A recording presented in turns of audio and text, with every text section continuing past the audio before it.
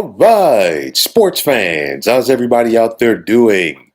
William Martin coming at you one more time here on YouTube with another edition of the 300 Pounds of Sports Knowledge podcast. Since winning the World Series in 2020, the Los Angeles Dodgers have put together three consecutive 100 plus win seasons. But those solid regular seasons have not resulted in postseason success. Last year, the Dodgers won 111 games, but they were one and done in the postseason courtesy of the San Diego Padres. While this time around, it happened courtesy of the Arizona Diamondbacks.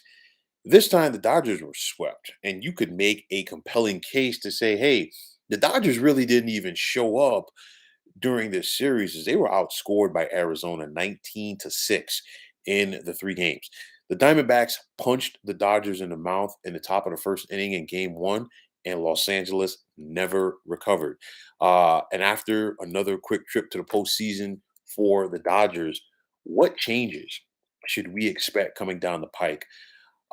First things first, I think that pitching is going to be a premium for the Dodgers over the offseason. I mean, their starting rotation was decimated by both injuries and suspensions heading into October. And you just look at this three-game sweep, courtesy of the Diamondbacks.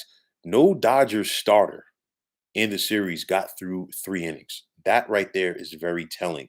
You got a lot of pitchers, starting pitchers that are going to be in the market this offseason. Aaron Nola, the Philadelphia Phillies, Blake Snell, the San Diego Padres, Jordan Montgomery of the Texas Rangers. You got Sonny Gray out there as well. I think LA is going to be in the mix for at least one of those guys. And then, of course, the Shohei factor. I mean, of course, Shohei Otani is not going to pitch next year. But nonetheless, maybe the Dodgers go out there and make a play for his bat as well. We got to wait and see because the Dodgers do have some money coming off the books. But getting back to the pitching situation for the Dodgers, is this it for the 35-year-old Clayton Kershaw with the Dodgers? He signed that 1 year deal to come back this year. If game one of this series was his final, start in a Dodgers uniform, obviously it didn't go well because Kershaw did not make it out of the first inning. But I'll tell you like this. My gut tells me that Kershaw will be back with the Dodgers for next year. I think maybe even on just another 1 year deal. You're talking about Clayton Kershaw, this side of Sandy Koufax, arguably the greatest pitcher that has ever played for the Dodgers or worn a Dodgers uniform as long as he has. On top of that, Clayton Kershaw right now is sitting on 2,944 strikeouts career. And he might be the last guy in quite some time. I know Garrett Cole has an opportunity to possibly do it if he stays on the pace that he is currently. But Clayton Kershaw might be the last guy for some time to reach the 3,000 mark. And I think the Dodgers, from a sentimental standpoint, especially what Kershaw has meant to that organization for so long, I think they would love to see him do that in a Dodger uniform. So I think if Kershaw wants to come back, and I think that he does, I think that he will be wearing a Dodgers uniform again. There's going to be some people that are going to say, well, will LA move on from Dave Roberts?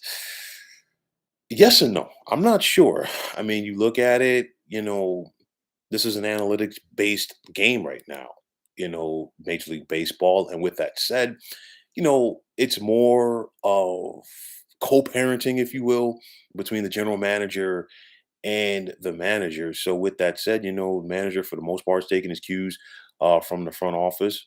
And I think Dave Roberts is back. If he's gone, it still wouldn't surprise me, but I'm leaning towards seeing the Dodgers, bring him back. Obviously, the Dodger bats were underwhelming in the postseason. Mookie Betts, who was an MVP candidate, failed to get a hit altogether, and then Freddie Freeman only hit 100 in the series. So that has to change. I think the Dodgers definitely go out there and get a bat or two. Obviously, you still got Freeman in his prime. You still got Betts in his prime. Like I said, maybe they make the play for Shohei. Maybe they make the play for somebody else as well. But LA does have money coming off the books, and they're still going to be a competitive team because you look at this team.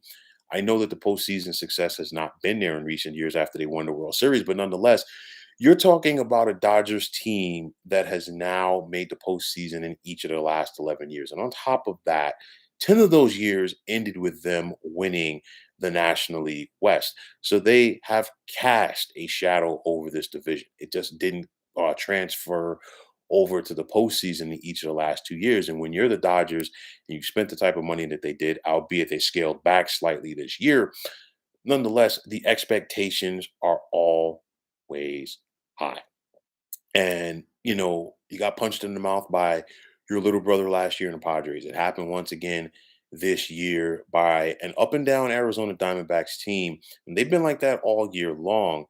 And remember, this was a Diamondbacks team that was in first place for a chunk of the first half of the season. So you really can't say it's an aberration or not. But nonetheless, if you're the Dodgers, you've got to try to find a way to get back on track. I think that LA definitely scaled back the spending this past offseason. I don't see the Dodgers doing it again. I think the Dodgers are going to be very gung ho, be very busy out there in free agency, as will some other big market clubs.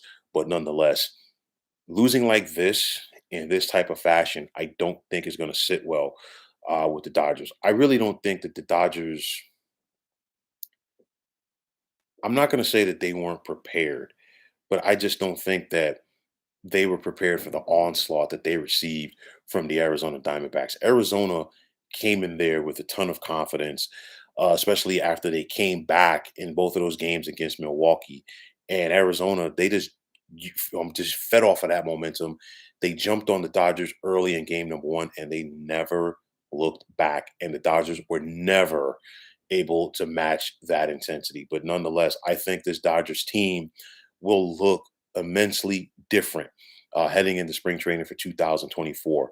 Definitely with the pitching. I think LA is going to be in that market. How much of a change are we going to see in this Dodgers roster? I don't know, but I think, excuse me, it's definitely going to be significant enough because making the postseason, if you're the Dodgers, just isn't good enough. It's all about doing that damage, come October. And the Dodgers, they just fell on their face this time around. So let's see what happens for the Dodgers heading into the winter after a very disappointing October. So, folks, that is going to wrap it up. And as always, I want to take this time out to thank you for tuning into the 300 Pounds of Sports Knowledge podcast here on YouTube. I want to take this time out to thank all of you fine folks out there for tuning in. And if you have not already, please feel free to subscribe to this channel. Now, if you're on the X, formerly known as Twitter, please feel free to follow me at 300 Pounds of Sports. And like I always say, if you follow me, it'll be my pleasure to follow you right back. There's also the sports discussion group on Facebook at the Sports Depot 365. Now, you can check it out. Drop a line and be a part of one of the better sports debating sites going on social media. So, once again, fine folks, my name is William Martin, and I'm signing off. And I'm saying take care and have yourselves a wonderful day.